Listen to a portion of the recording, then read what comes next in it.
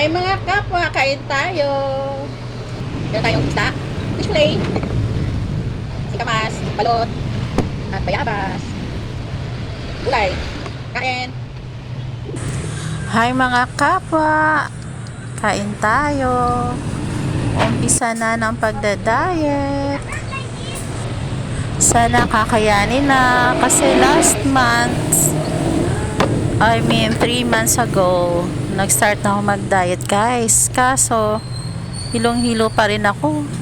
Mas lalo ako Pasintabi po dyan sa mga nag-crave sa mga pagkain. Atensya na po. Kaya ngayon, balik ulit sa self-love. Ika nga. Pasintabi pala sa hindi kakain ng balot.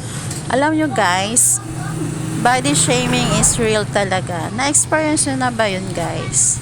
Yung tipong pagsabihan ka ng isang tao na hindi bagay sa yung ganyan na damit, na huwag ka na magsuot ng ganyan. Kasi ako, na-experience ko na yun. Siguro 3 months after kong manganak guys. Nitong huli.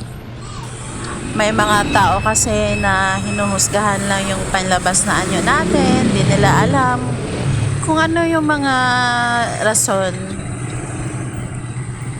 May kanya-kanya kasi tayong pinagdadaanan guys. Minsan, yung iba, ang dahil din sa health issues. Kaya mahirap din talaga mag-diet. Sana mampisahan ko na at mapanindigan ko na to. Dito lang muna guys. Maraming salamat sa panonood at pakikinig. Bye-bye!